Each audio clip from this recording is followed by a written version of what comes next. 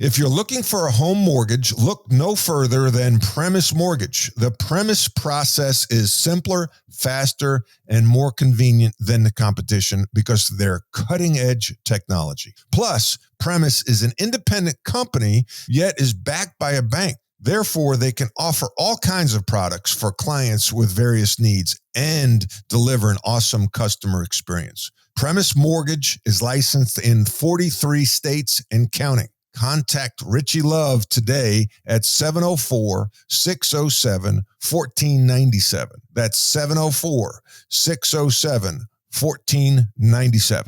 Matt Doherty, the 6'7" sophomore from East Meadow, New York. Leadership is learned. A starter on Coach Dean Smith's legendary 1982 Tar Heels National Championship team with Michael Jordan. Jordan comes down with a rebound. Clears it away to Doherty. Doherty going in against Floyd. For the layup, it's good.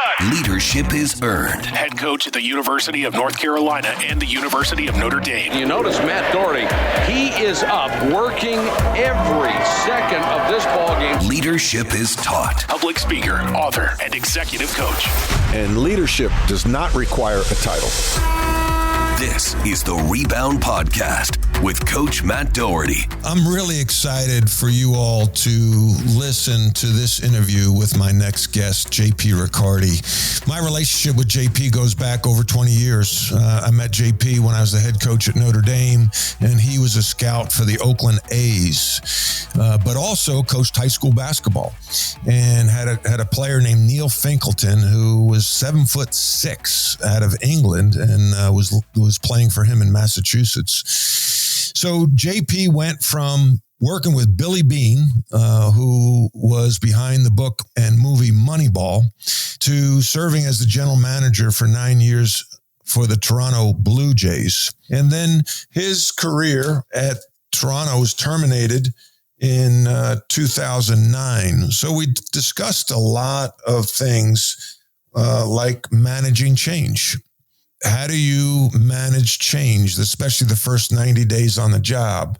We talked about lessons in dealing with post-termination and whether that's sometimes we choose to terminate our positions in terms of retirement or just pivoting, or sometimes you get fired.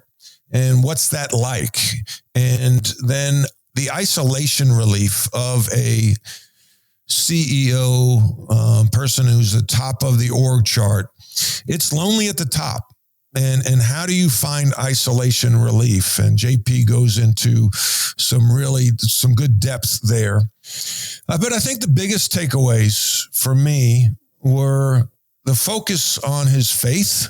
JP grew up Catholic, but became a Christian after he started playing in the minor leagues. So the focus on faith, family, and friendships.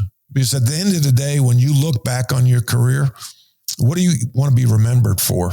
And those relationships really are very important to JP and should be important to each and every one of us. Thank you for taking a listen. JP, man, it's good to have you on the show. When I think of you and I see your face, I smile. I remember first meeting you, and correct me if I'm wrong, but I was the head coach at Notre Dame, and I think you were scouting for the A's, and you were in town, and you came by the basketball office, and that was, I think, 1999, maybe 2000. Is that a good, accurate recollection? It's pretty much about the area. Yeah. Yeah. That's how it happened. Yeah. You were coaching high school basketball, and you were coaching a very unique player, Neil Finkleton, who was 7'6". And as a result, we started recruiting Neil because you came by the office that day. Tell us a little bit about your experience coaching high school basketball and a 7'6" player from England. Well, when you're a 5'9" point guard, it's pretty hard to coach a 7'6" guy. So we were looking for all the help we could get. But Neil was a really unique kid, interesting situation. I mean, he came to us just through a connection that he wanted to come over to the United States and play. And we actually it was just a good situation. We had a place for him to live. We had the opportunity for him to play. But he really knew very little about basketball. And some of my friends used to say the poor kid was cursed by height. But yeah, we tried to make him a basketball player, and he worked as hard as he could. So that was really a good situation. But probably just backing up on that, we had a really good program, so it was a good place for Neil to come to, and it was a good environment. There were good kids, and so that situation worked out really good. And as you said, I was scouting for the A's at the time, so every time I used to go into college campuses, I tried to run over and meet the basketball guys. Some guys wouldn't even give you the time of day, but some guys were great. And obviously, you guys were great, Doug and yourself, and everybody at Notre Dame was really, really good. And, as a result, we've become friends through the years. Yep. And I remember Luke Olson, he couldn't see me, but he wrote me a really nice note. I mean, just a really classy guy. And, man, I became an Arizona fan after that, just to root for the good guys. And like I said, some guys wouldn't. I felt like a salesman, Some guys would kick you out, and some guys would say, "Yeah, come on in." But it was fun, and as you know, coaching it's all about the people you work with. And we had great kids at Holy Name High School in Worcester, Mass, and good coaching staff, and it was a lot of fun. And I tell my wife to this day, if I could have kept doing that and provided the income that the other stuff allowed me to do, I would have done it in a minute. Yeah, no, I hear you. I understand. That's great. Now, and thank you for always your willingness to take my call.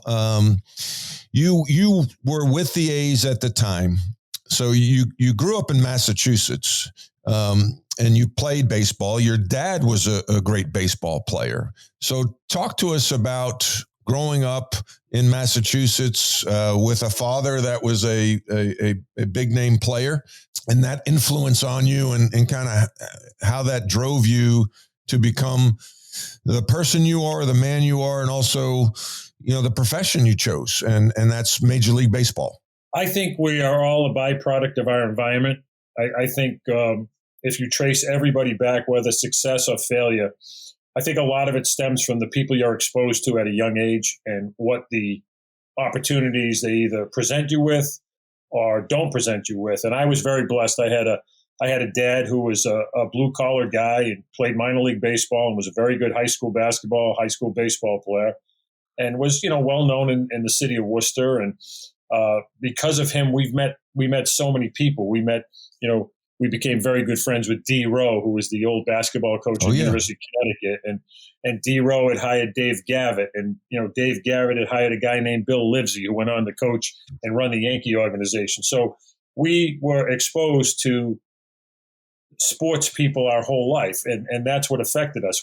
My brother and I, we always wanted to try to carve out a career somehow, obviously, first of all, playing, and then from playing, leading into whatever it led to. So we were very blessed that we grew up in the way we grew up, and we were always around athletes. We were always around coaches, and that's what we wanted to be. And so, like yourself, your playing career takes you to a certain point, and then you go from there. So I always felt like we really had a great childhood because we grew up around sports the whole time, and so many great athletes. We were able to. I saw Ernie DiGregorio when I was 10 years old play at St. Thomas Aquinas against Worcester Academy, and so I remember seeing all these guys at a young age, and then saying, "This is what I want to do." Yeah, Ernie D was one of the best passing guards and maybe the history of basketball at Providence and then Buffalo Braves. Oh gosh, yeah. So as a young, that 6th, 7th, 8th grade window, that junior high window is really, I think, an impactful age. What were your dreams? Like, who did you want to be? If you could, was it a baseball player, a certain player that was your hero? Who was your hero at that age? I really, my whole life, I wanted to be a baseball player. I loved basketball. I loved playing basketball, but I loved baseball even more. Tony Conigliaro was my favorite player in 1967. He had a great year. Fastest guy to 100 home runs, age-wise. 67, he got hit in the eye by Jack Hamilton. And I remember I think I was 9 years old. And I remember being devastated because Tony's Red Sox were in the pennant race. The Red Sox were really making a push. And Tony C was such a great player for them. And he got hit in the eye that night. And I'll never forget, and you can go back and look at it, Sports Illustrated had a cover photo of him with a black eye. I've never seen anything so purple. And I was like devastated. Like this was my guy, and he's gone. And he ended up missing, a lot of time. He did come back. He played with basically 1.5 eye vision and still hit 25 home runs. I mean, he was such a talented guy, and he was a Massachusetts kid. So he was my favorite player. And when he got hurt, I was like, you don't think your heroes are going to get hurt. And I was like, wow, what happened? So I really like Tony Conigliaro as a young player.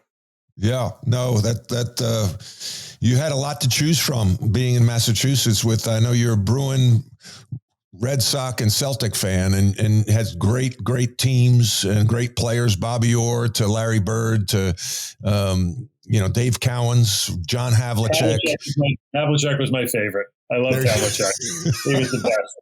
And I remember I met him at a Red Sox game. I was scouting, and he was actually sitting behind home plate. And what I liked more about John Havlicek was once I met him, he was such a classy guy and such a nice guy. That kind of like just put it over the top for me. Yeah. Sometimes you're not supposed to meet your heroes, right? Because you can be disappointed. I think the way your career has gone and the way my career has gone, because we've been exposed to so much, I think you kind of realize that maybe a little earlier than some of the other people. And I always tell people the same thing. I remember for my wife's 40th birthday, we're big Springsteen fans, and she's over the top. And she was playing in Toronto, and through a couple of connections I had, we got backstage. And first thing I told her, I said, listen, don't be disappointed if he's not a great guy. I said, I hope he is. And he could not have been nicer. So really, I was happy for my wife. Yeah. But I agree with you. You're always holding your breath. Yeah. And, it just makes you realize, you're a public figure. You've been a public figure, as a GM of the Toronto Blue Jays. I was a public figure, I'm, in certain circles, right? You walk into one room and you're known, you walk into another room and you're not known, and navigating that is always very interesting. But when you're the GM of the Toronto Blue Jays, anywhere you go in Toronto, people know who you are. And you think about like, okay, I could be having a bad day. There's a big trade looming, or we're on a losing streak. And the hostess comes up, greets you, takes you to table, and you don't give her the time of day because you're just preoccupied. And then they form that opinion and take it to the masses, like, hey, JP Ricciardi, he didn't even say hello. He didn't tip me when I got my car, when he got his car, whatever it might be. And those things go a long way. And so, being cognizant of that, I think is important when you're in that CEO chair. And so on this show, I like to talk about leadership and dealing with failure, dealing with setbacks, dealing with adversity. So you had to walk away from baseball as a player. What was that day like when you kind of knew it was over? Great question. I tell people this all the time, and it didn't really hit me until probably like 20 years after I was done playing. I remember telling my wife, I said, from the time I was 6 years old, my first words were catch. So from the time I was 6 years old till the time I got released as a minor league professional baseball player, my whole life was trying to be the best baseball player I could be. Like you, the hours you probably spent that no one saw you taking jump shots or running sprints or whatever you were doing that no one sees. Every day I woke up, my goal was, how do I make myself the best baseball player I could be? And I go work out with my friends. I, just sacrifice so much. And then all of a sudden it's gone. No one prepares you for that. Now I'm 64 years old, so I'm a little older than you, but not by much. There was no life coaches. my dad was from the school of, okay, pick yourself up, let's go. Right. You got to go find something else. It was more of a tough love environment. Yep. So no one prepares you for that. Today, there's a safety net for a lot of people who fail. But in my situation, and in a lot of people, there wasn't that safety net. And you kind of got hit between the eyes like, okay, today, I don't get up and work out. What do I do?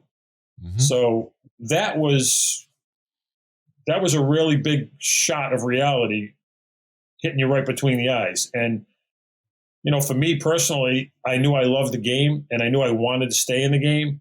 And I just kind of turned everything over to coaching and scouting. And that took a little bit of time because you always have that player in you.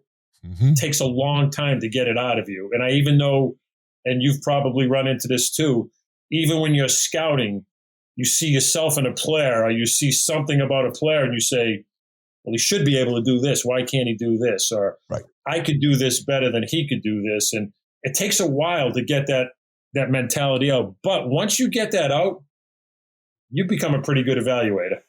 Yeah. I love the transition here. Scouting, and you end up with Billy Beane and the Oakland A's. You played with Billy in the minor leagues. Is that correct? Yeah. So Billy. You had a relationship with him, and he is best known for the book and movie Moneyball. And so talk about this. I think a lot of times when you rebound, people worry like, okay, I'm a baseball player. What can I do now? I'm a scout. What can I do now? I'm a basketball coach. What can I do now? Many of the skills are transferable.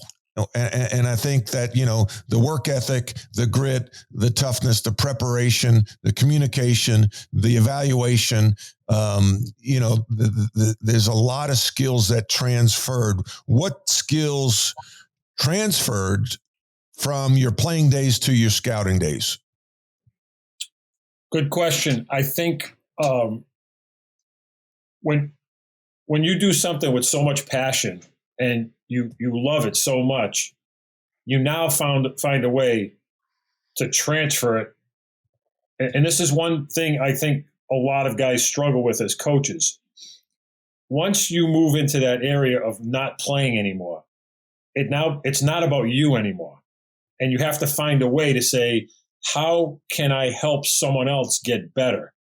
And I think once you accept that and you realize I have a lot to offer, I just now have to learn how to connect with this kid or with this other staff worker, or this guy's struggling, coming off a pick. This mm-hmm. guy's struggling hitting a slider. This guy's struggling getting to the park on time. This guy's struggling organizing his area. I think once you start becoming like, okay, I've done all this stuff self-motivated, I can help other people. And I think it just becomes, you become selfless and you think of other ways to help people. And I think that's what makes good coaches. And I think that's what makes good leaders or good instructors is they put themselves aside and draw from their experiences. I talked to a great guy the other day, Bill Livesey. I don't know if you know him or not, but Bill ran the Yankees. Bill ran the Yankees for a long time. He was responsible for drafting Jeter and Posada and that whole crew, Andy Pettit. And he was saying something. He goes, when you're 25 years old, you have thoughts, you have opinions, but you have no history. So none of the things you've done have been tested. So it's important at a young age to be a really good listener because you could be convicted, but you don't have any history with your convictions. And, it was interesting. And yes. I think as we mature, we get that experience and we learn how better to put our history and our experiences out there. So I think you have one mentality as a player, you have to transfer that over whatever area you go to, even in business. Business is a contact sport. So when I became an executive coach, some people would say, well, what do you know about running a business? And I'm like, let me ask you a question. I was the head coach at North Carolina. and Notre Dame, two of the biggest brands in the world. I had a multi-million-dollar budget. I had to attract talent, train talent, discipline talent, hold them accountable. I had a board of directors. I had to deal with the media. I had a profit and loss statement, which was basically my one loss record. And then they start nodding. They're like, oh, okay, I get it. And so, but when you touch on going from a player to a scout, then you go to a GM, a friend of mine, Dr. Jerry Bell, talked about the success pyramid. And so it's like 3 layers. You go from entry level, where you are known for your technical ability, like as a player or maybe as your first year scout. But then you go into management. So now you got to manage the scouts. You got to manage the players. And then you go to the C-suite or the CEO or the GM, where you're the top of the pyramid. And all you're doing is leveraging talent below you. I like to inverse the org chart, where you're at the bottom and you're supporting your middle managers who are supporting your frontline workers, which in your case are the players. So it goes from knowing the technical skills to managing people. And I think that's where a lot of people struggle, right? They got to learn to delegate. They got to learn to trust. I think CEOs, GMs are empowered with 3 things: casting your vision, driving culture, and engaging in large business transactions. So as you grew from the A's to all of a sudden in 2001, you become the GM of the Toronto Blue Jays. You're handed the keys to that Porsche, and, drive it as fast as you can. Just don't wreck it. Right. What was that transition like, and where were the areas where you kind of struggled? What I would tell anybody is, first of all, never forget who you are and where you're from. You were raised a certain way. And now when you become a leader, that shouldn't change who you are. You should still treat the lowest person who works for you, whether it's the clubhouse guy or it's the traveling secretary, whoever it is, you should still treat them with respect and kindness. And what we always tried to do is just create an environment of friendliness, of showing people that they care, that they matter. And like I said, I grew up with a sports background. So for me, I used to love going down to the clubhouse guys and talking to them. And you would get so much information about the players. Hey, so-and-so's not that great a guy. Hey, we talked to so-and-so on another team. You would get a lot of information, but I think leadership is a very, very lonely job, because no one walks in and says to you, hey, how you doing today? How's it going? How's your day going? They always present you with, here's all the problems that are happening right now, and you got to solve them. And I mean, it's very, very seldom that someone would come into you and say, how you doing? How's everything going?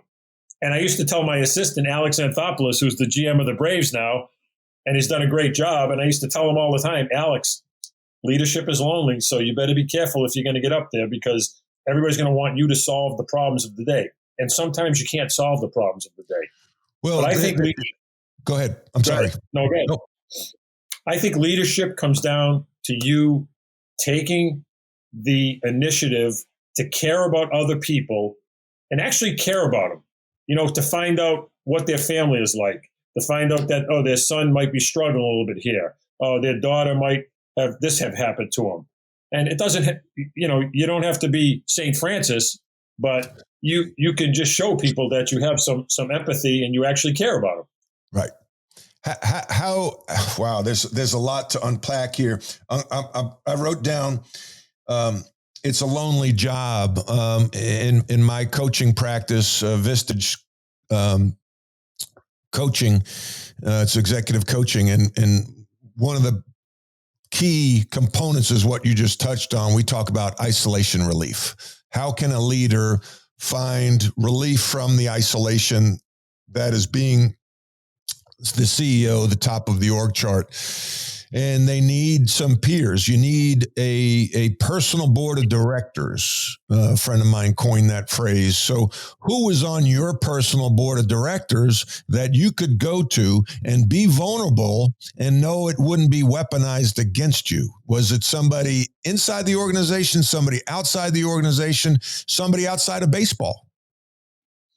Yeah, you're asking questions from a man with experience. Yeah, I'm not that 25-year-old anymore. I've got a history. It's so.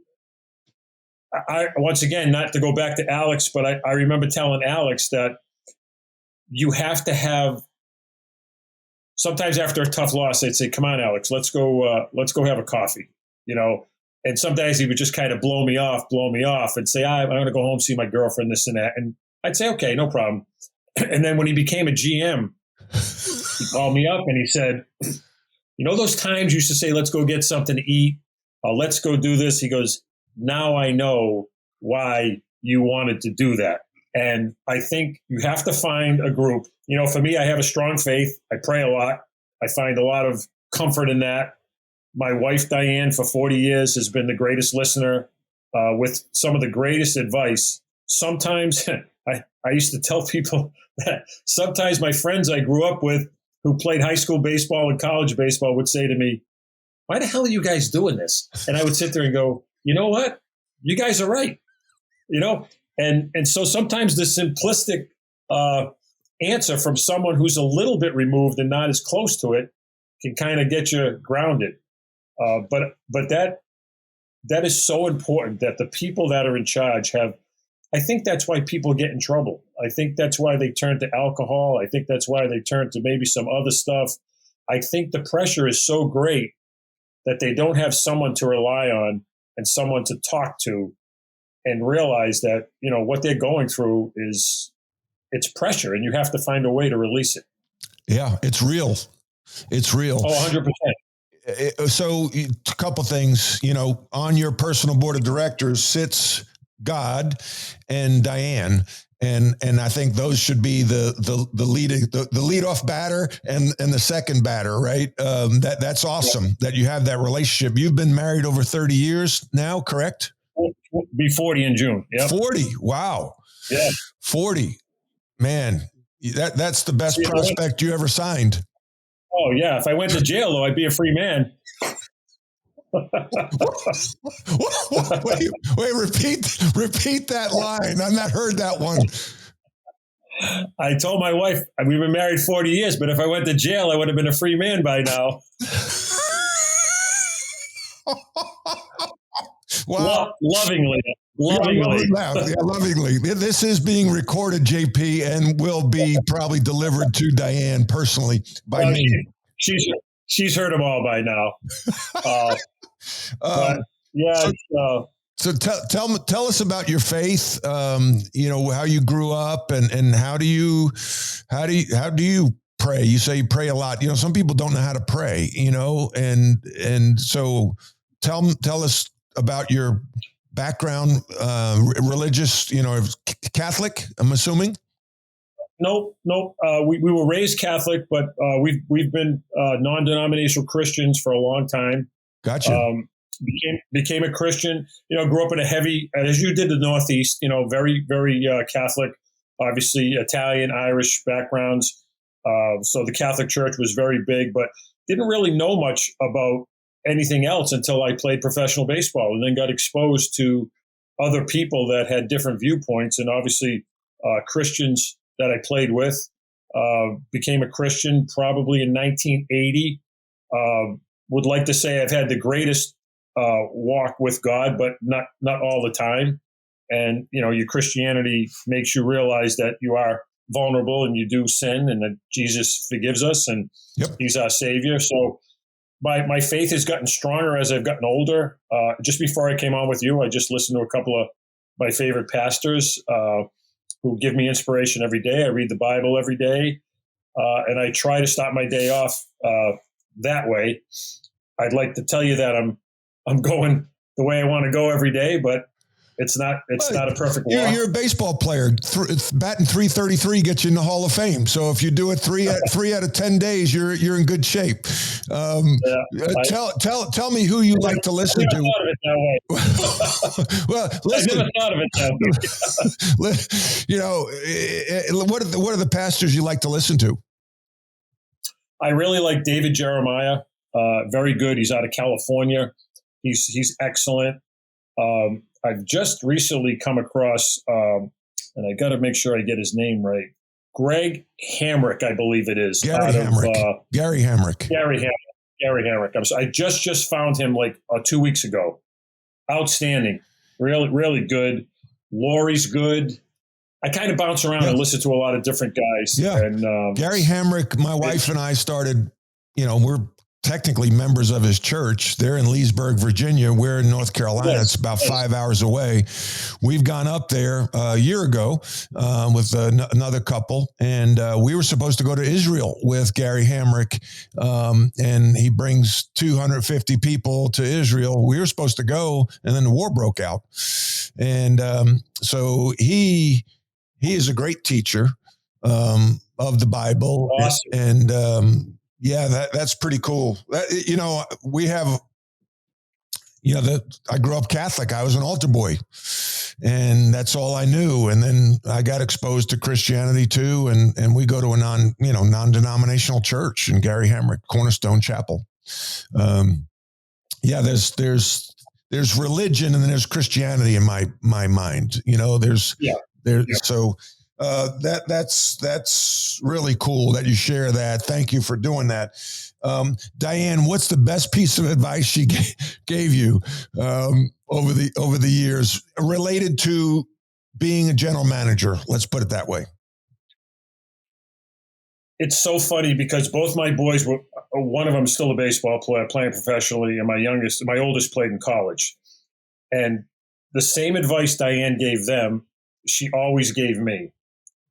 She said, baseball is something you do. It's not who you are. And I can't thank her enough for always keeping our feet on the ground and realizing that there's so much more. Matt, you know this because you've lived it. You get so caught up in what you're doing that you kind of lose sight. You think that when the team lost 6 games in a row, you think everybody in the world is thinking that your team lost 6 games in a row. And then all of a sudden you talk to one of your friends back home and he goes, yeah, I had to take my kid to the hospital, there's tonsils and this and that. And by the way, how's your team doing? And you're like, wow, that puts it in perspective. That's right. So we internalize so much because we're so into it. It's all we know that we think the whole world is feeling the same stuff we feel. And you have to have someone like a Diane, and I'm sure like your wife, that says, hey, there's life tomorrow, Yeah. And honestly, I mean, I've been in baseball 43 years. First time I was ever fired was in Toronto after 8 years. And you know what? Life went on. Yeah. Life went on. The struggle I have, and maybe I would imagine you can relate to this. I was praised for being a hard worker, and I had to be a hard worker because I wasn't that talented. So I had to really become obsessed. Now, obsession, right, is not a good thing as a Christian, right? So I was obsessed with being a basketball player and then a basketball coach, and I wanted to be the best. So I identified as I liked when people called me a basketball player. I like when people called me a coach. So I identified that. So when I lost my job, my identity was lost. And then all of a sudden I was trying to find my way in the world, pivoting and rebounding from my failure. It still triggers me sometimes when I see somebody who's making $5 million a year as a basketball coach, and maybe I feel like I'm a better coach than that person is, or somebody doing a game on ESPN. And I'm like, why aren't I doing that game on ESPN? It's hard. That's a hard separation because you wouldn't get to where you were as a player or a GM if you didn't, give it your all. But there is that perspective. And I find it amazing when I see great athletes or great coaches that have a balance. How do you find that balance? How does the CEO who's listening to this podcast find that balance? And really, it can make you better at what you do, as opposed to being so obsessed with being successful. Who defines failure? That is a question I would ask. What is failure? Is it failure because you see it as failure? Is it failure because society tells you failure? I mean, the great Teddy Roosevelt quote, That's right. of being able to get into the ring, which I find, it's funny because when you're in the public eye in certain times, and to this day, you're still in the public eye. People recognize you, people say, but writers would say things or do things. And I told my son the other day, I was talking to him, and we were talking about people that were critical of me in the past or whatever. So I said to my two boys, I said, well, let me ask you this. The things that they said about Daddy, do you think Daddy's any of those things? Have you ever seen Daddy behave like that? And they said, no. I said, well, there you go. That's what matters to me, that you guys don't see me the way someone's writing about me. Yeah. So, what is failure? How do you look at failure? I look at failure. To me, failure would be like losing World War II. Right. That would be failure. Yeah. Yeah. Us, we've, and I know what you're saying. You look up and you say, geez, how come I'm not doing this, or how come I'm not doing that? But I think God has a plan for us, so we have to understand that. And that's sometimes hard to understand. But I don't know. I think you have to look back at your years at Notre Dame, your years at North Carolina, your years as a player, and you say, geez, I probably did more positive things than I did negative things. And I got to draw from that, because once the games start, they're out of your control. Yep. There's only so much you can do. The ball bounces one way, you don't get a call, this or that. It's the different. I had teams in the American League East with a $53 million payroll. The Red Sox had a $200 million payroll, and the Yankees had a $200 million payroll. How am I going to compete with those guys? And my teams were 500. So for me, we did pretty good with not a lot. Right. So you got to kind of keep it in perspective. And I just don't think failure should be defined by other people in your own life. I think that really, I think you have to learn to live with that. Yeah. And that's where your faith comes in, right? Has to come in. That's why I don't understand how people survive without having faith. Yeah. It's, we're not that important when it really comes down to it. A friend of mine has written a book. It hasn't come out yet. It's Kill Your Ego. And it basically talks about what you said. You're on a losing streak. You call your buddy, and, he's talking about taking his kid to a hospital. And he says, by the way, how's your team doing? Like, not everybody is talking about you. Not everybody is thinking about you. And perspective is so, so, so, so important. A friend of mine, a coaching client, we were talking about this, and comparison games are work of the devil, right? But yet as an athlete and as a GM, you're comparing every day. You're looking at the standings every day. You're looking at stats, data every day. But at some point, the comparison games of, the Yankees have a bigger payroll, that GM has a better job, that player got I'm as good as that player. That's the work of the devil, and be able to shut that off. And he had a great line. He says, we need to compare down. Like, don't compare up, because we're in the top 1% of the world population in terms of probably everything. Compare down, like you talked about, your friends taking his child to the hospital. Compare to that person on the street corner that's begging. We've got a pretty darn good life. And again, relying on your faith. I want to go back to taking over the Blue Jays. Managing change is an art form. I've done it 4 times, and I screwed up royally one time at least. what was it like those first 90 days? We talk about the first 90 days on the job. What did you intentionally do? And maybe what mistakes did you make?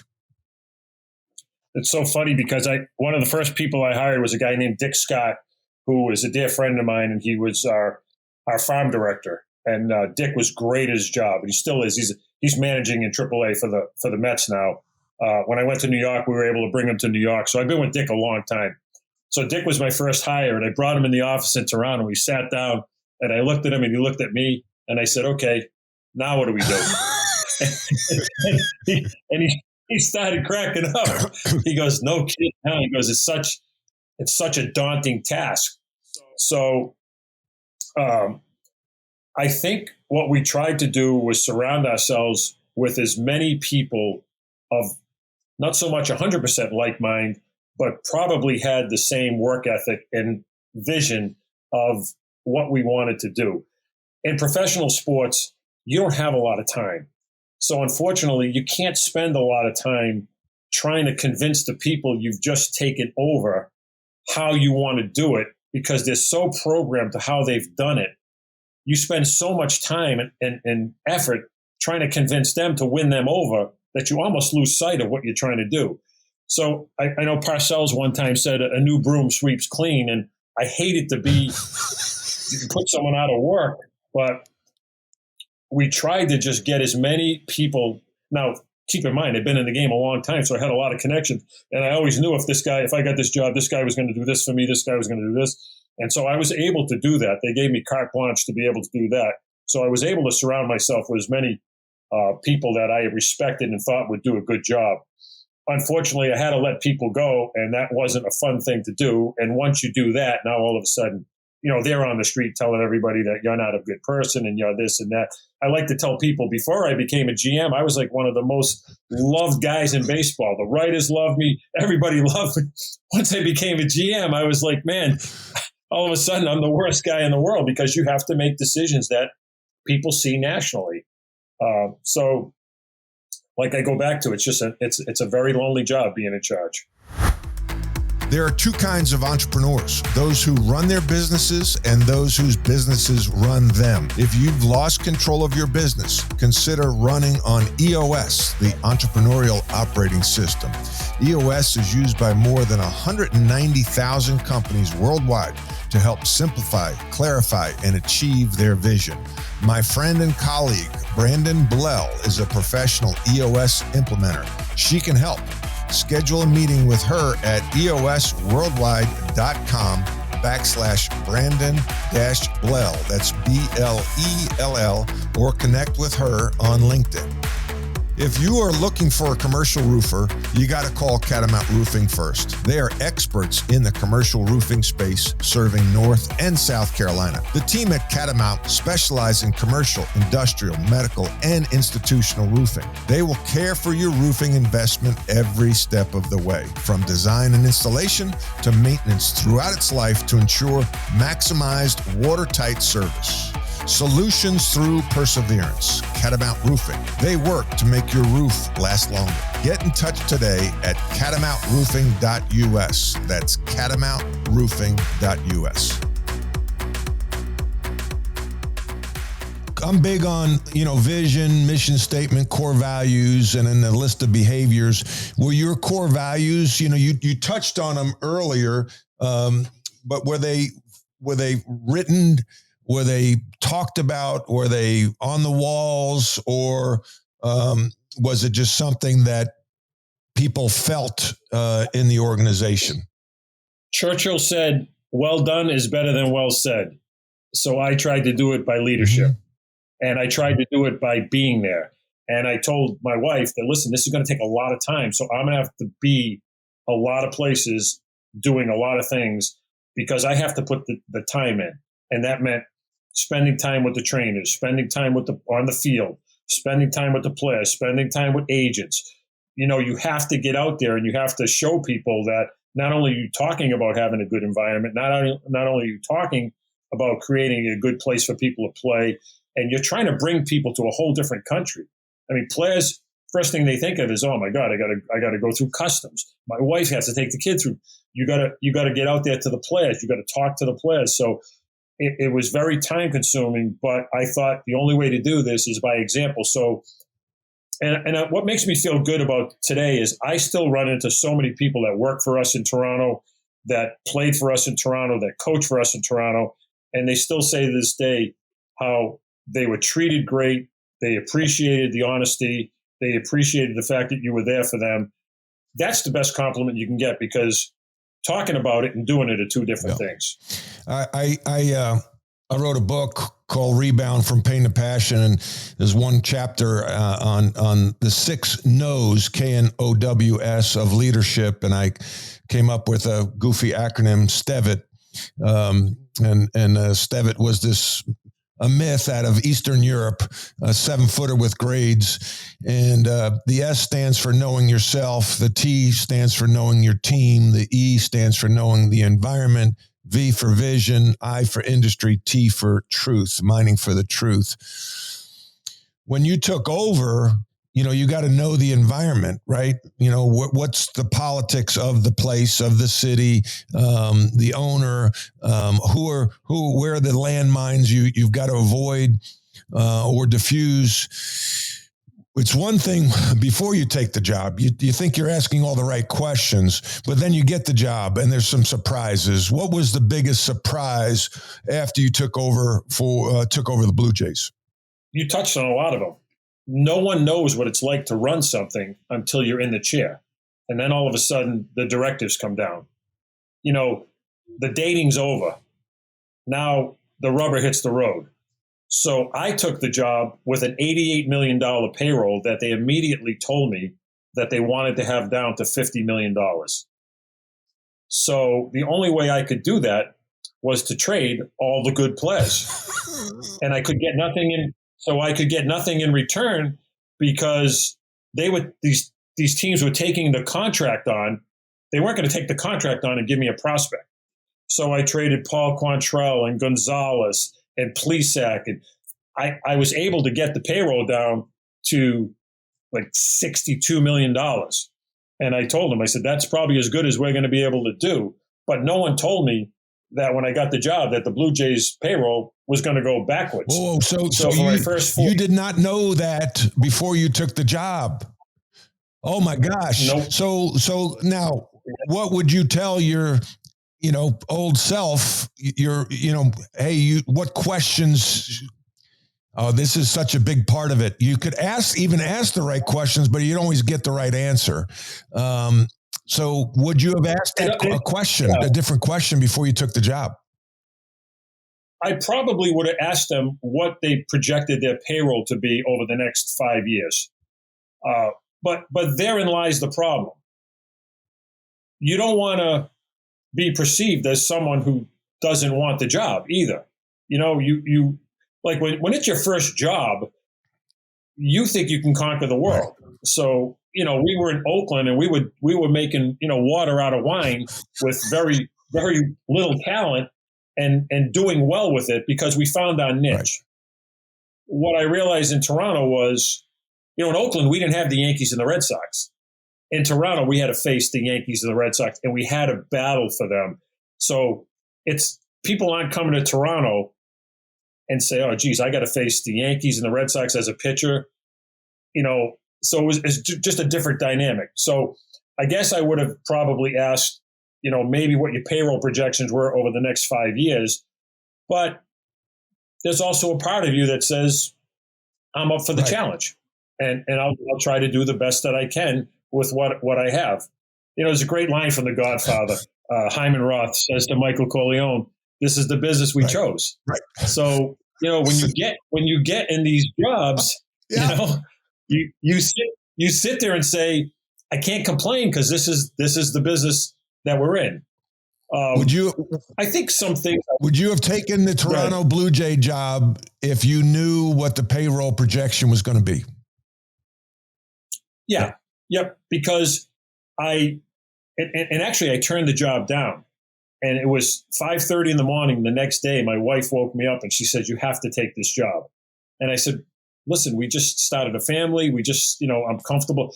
She goes, "If you don't take this job, you're going to regret it the rest of your life." Wow. So that's the reason I called him up and said, listen, I talked to my wife. We talked it over. And it was a good time in our life because the boys were 5-3.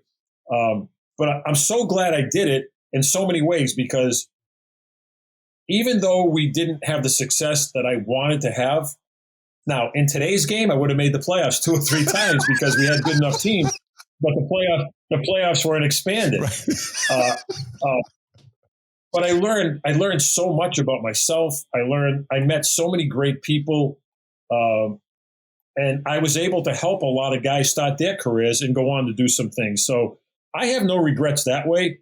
I mean, in the world of fantasy, I would love to sit here and say, yeah, we rattled off 2 or 3 World Series, but real life isn't fantasy. So, as a coach, the neat thing is you've been a coach, and Bob McKillop, who you know of, if you don't know him, legendary coach at Davidson College, was my high school coach, and who's also been on this podcast, talks about coaching scars. Those moments where you may have said something or done something that you still stings when you think about it, Do you have any of those coaching scars or leadership scars when you were in the chair in Toronto that you wish you could have back?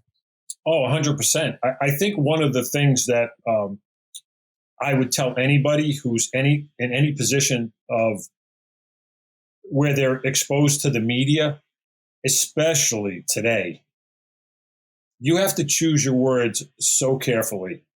And, I like to tell you that I'm a hardcore Northeast guy, and kind of like what you see is what you get. And I don't think the media handles those personalities real well. And I had some run-ins with the media because I didn't want them to ever think like they could just push us around. And I would just be honest with them, and I would tell them. And maybe today I probably wouldn't get that in depth and I would just say, yeah, no, and probably just swallow it a little bit and move on, instead of challenging them when they would question a player or a move or this or that. And even when you've done radio shows and things like that, I would probably be much more guarded. And then you battle with, is it really the real you? No, I get it. I get it. I've been there. Yeah. And so, I've been doing some research. I saw maybe making reference to Adam Dunn, where you said something publicly and that kind of backfired, maybe backfired. Yeah. And honestly, what happened was that night we had a brutal loss, and I had to go on the radio. And I went on the radio, and I knew more about Adam Dunn than other people did, and I let my guard down. And I felt bad about it because I really don't know Adam Dunn, and I shouldn't have said what I said, and I felt bad about that. And I put our trainers in a bad spot. So what I learned from that was, don't go anywhere when you're a little ticked off. So that's where we need to. And Adam Dunn was a player that people were talking you should have traded for or picked up or something like that. Right. But we didn't have the resources to get Adam Dunn or anything like that. But I made a comment about, I didn't think he loved baseball that much, and he wasn't a hard worker and this and that. And I should have never said it.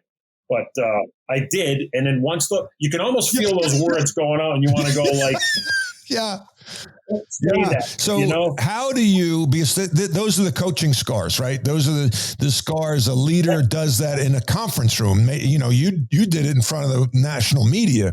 But a leader does that in a conference room in front of their senior leadership team, and it's scarring. So how do you protect yourself from yourself? Right.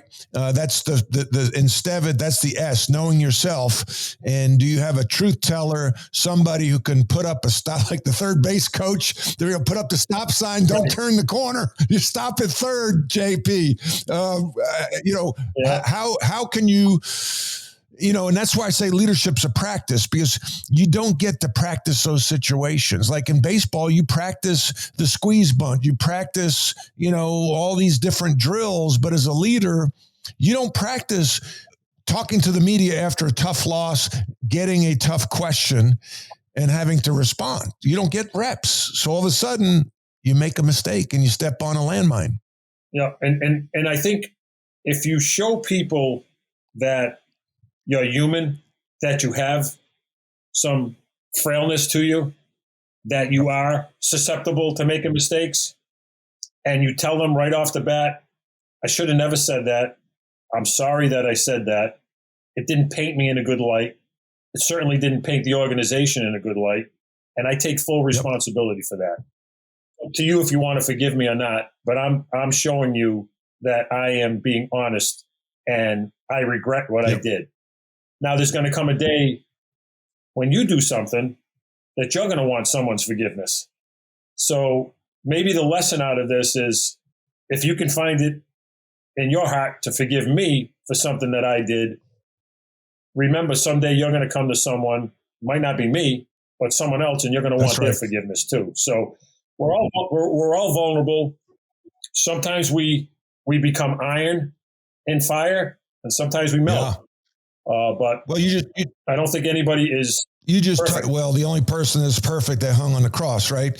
And so the grace, like I've as I've deepened my faith, the word grace continues to pop up, and that's something that is a really powerful word. And to give grace to others, forgive them, really forgive them, is really empowering. And you know what? The person we need to forgive the most is ourselves.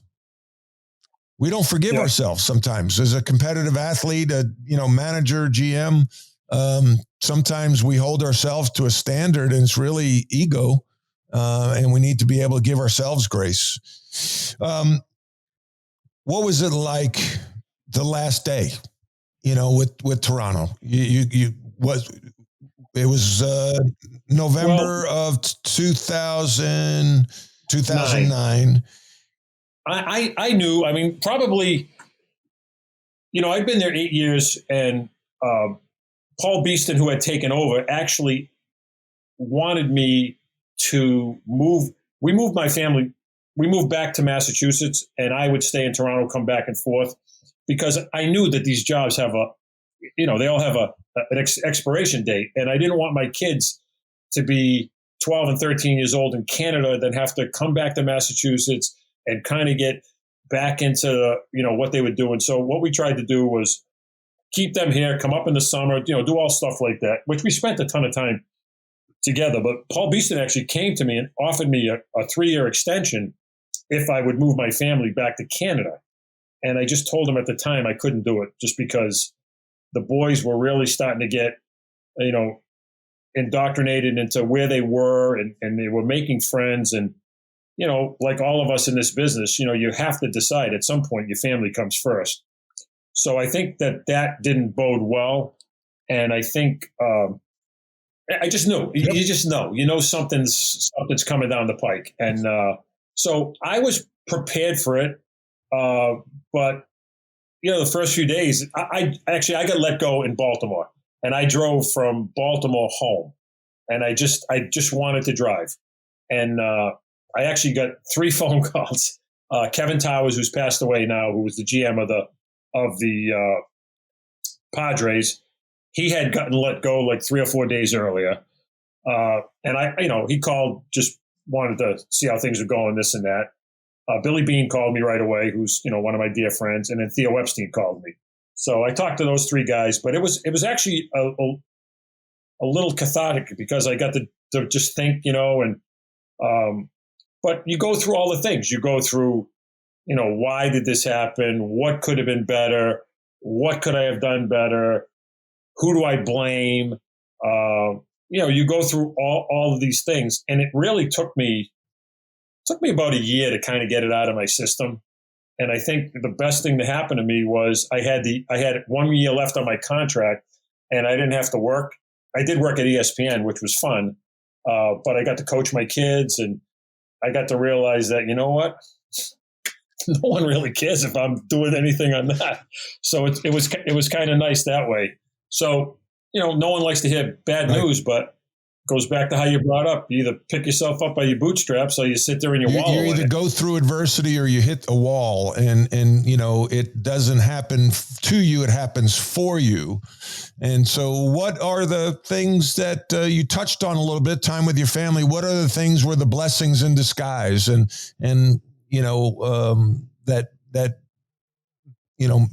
how do you take the good out of it? What are some of the good things that happen by being terminated at Toronto? Well, you look back and you see the people that you work with that are doing well. You see some of the trades. I mean, I traded for Jose Batista. No one even knew who he was. I mean, they just put his name up in the Ring of Fame up in Toronto.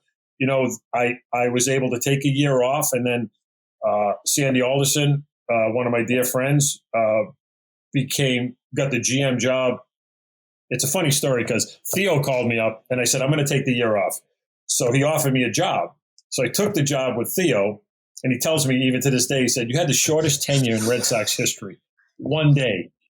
I go into Fenway Park. I sign my contract. He says, hey, I want you to sit in on this meeting. So I sit in the meeting.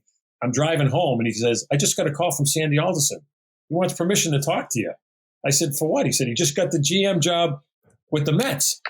So anyway, Sandy called me up, and I went over to the Mets. So I thanked Theo for the one day. I said, man, you're hard to work for. I said, this is tough. But Theo was great. He was great. And I went over and I took a job with Sandy, and it was nice because Sandy was now coming back to a GM role that he hadn't had in a long time.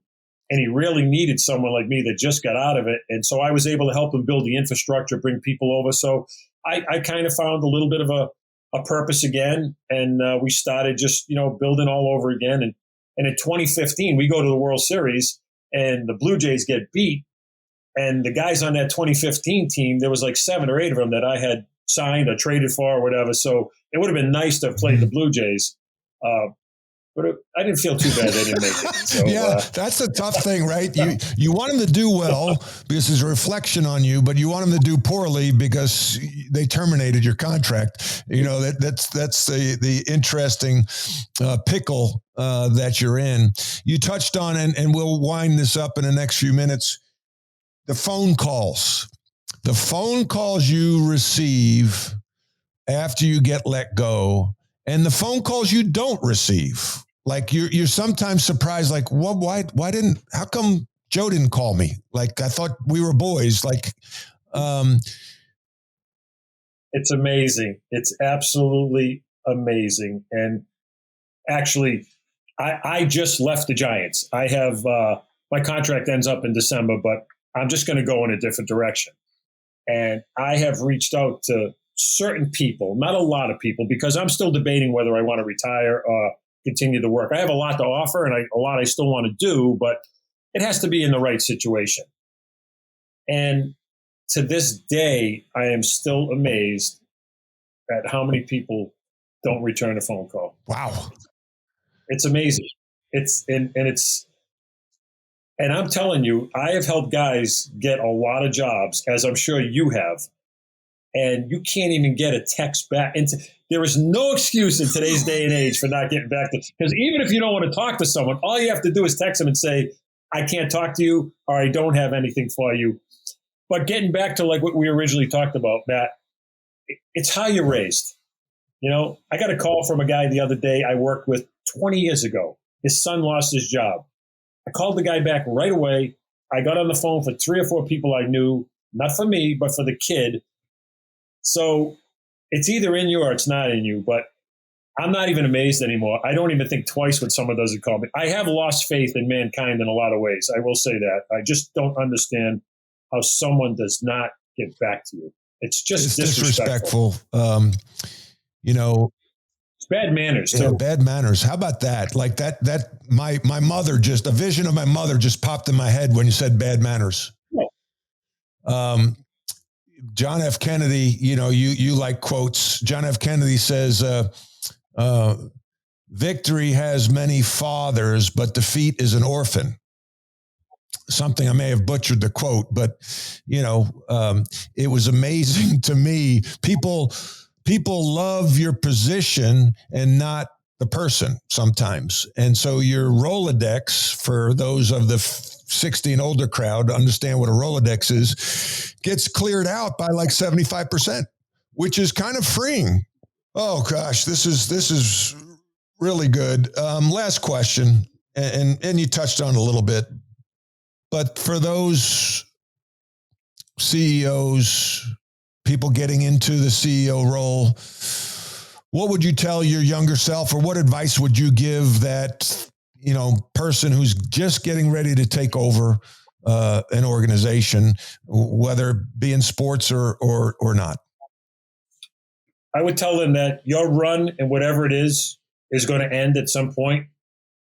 And when it ends, how do you want to look back and be remembered? Do you want to be looked back as someone who was not a good guy to work with, not a good teammate? I mean, for me, the greatest insult I could ever get was not being a good teammate. That would really, really burn me. And I even tell kids that played for me, guys I played with, whatever, once a teammate, always a teammate. Wow. And I think when you lose that at the end, when people can look back and say, yeah, I made a lot of money, I did this, I did that, but nobody likes me, I would have a hard time living with that. So I look back and see, as I get to the back nine, I see all the guys that, we were able to help. I hate to tell you, there's only 3 holes left. We made the turn. We're on 16. Oh, God. I shot an 82 yesterday, so I want to keep playing. But yeah, it's how you're remembered. It's really high. And look at us, Matt, right? We met a long time ago. Yep. We're still friends. That to me is worth everything. Like my kids will always say to me, Dad, how do you know this guy? How do you know that guy? How do you know this guy? I said, it's all about friendships. I said, everybody's going to cross paths. Some guy's going to be going up. Some guy's going. I remember Masai, the GM of Toronto, when he first started, and I got to know him, and we became friends. I said, come on over, watch our draft. And he came over, and he couldn't believe like all the names on the board. And I haven't talked to Masai in a long time, but I ran into a guy the other day in New York, and he said, yeah, I'm good friends with Masai. I said, please tell him I said hello. Sends him a text. Masai sends a text back.